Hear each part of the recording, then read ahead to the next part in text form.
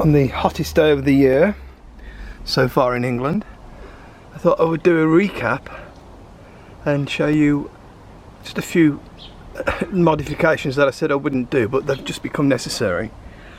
So you can see the bungee straps, which I drilled the holes for earlier. They're just a precaution, just in case the wind does get under it when we're going down the motorway, but we don't go that fast, so shouldn't be a problem, but that's there anyway, just in case. So good job I drilled the holes for it. And yes, the windows are open. That's the beauty of this caravan.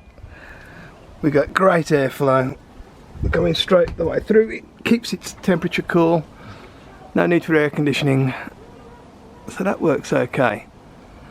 And then the other part of the, oh yeah, careful, the other part of our going off grid completely is our solar shower. And we had it out yesterday, and I can guarantee you that went up to 37 degrees, and we didn't have that much sun yesterday, so I might break a record with it yesterday, but it surprisingly comes out very hot. It's just working off the sun, heating the bag up. It's a solar panel bag, and it gives about 8 minutes of shower, so half full is about 4 minutes, and there you, if you work it out from there. And as you can see, all the windows are open. So there was an improvement on the inside as well. An update on the bed base fiasco that I've had so much trouble with. We're just booking our first trip away this year. Hopefully it'll be next week, although they are starting to shut a few more places down. The main reason I think we'll be safe is because we've got our own toilet facilities, shower facilities. We're all contained within our own camper, completely off grid. So, you know, you can't stay any safer than that. Keep away from public spaces, keep social distancing, and I think it'll be okay. But we'll see how we go there. So yeah, whilst we was doing that, I had a eureka moment about the bed base. I know I've covered the bed base, and I had a nightmare with it doing it, and then changed everything. I suddenly realised the mistake I was making, so let me show you. As you can see, the bed base stacks at the back, and if anybody has noticed, that's a lot shorter. There's a few more slats in there, a few less slats in there, should I say.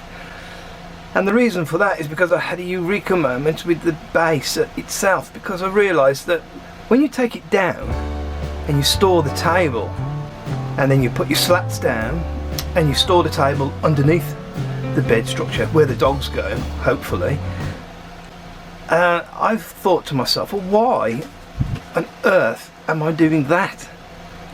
Because the bed itself is a base. And why on earth I never thought of it.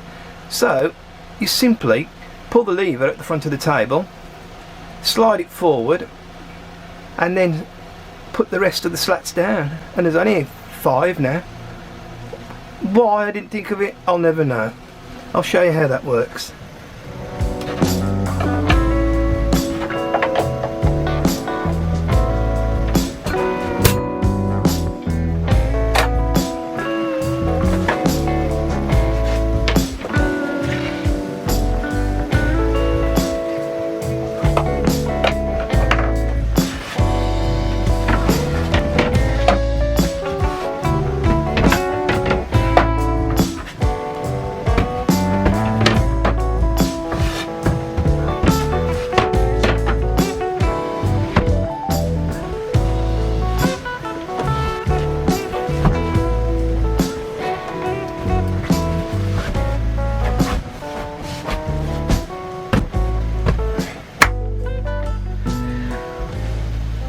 And it's as simple as that.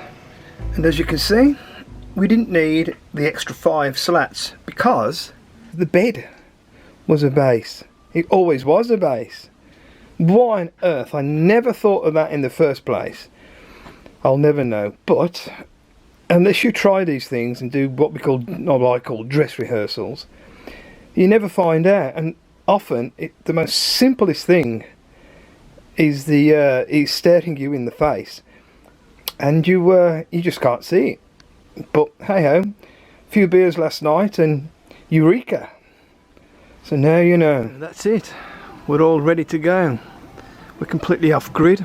We're ready to go camping, and we're ready to get out of the garden. And we will stay safe. We will social distance. I think we'll be okay. Well, we have to be okay. Also, please stay tuned because something major might be about to happen. Can't say too much, but it looks like it's on the cards at the moment. So please stick around.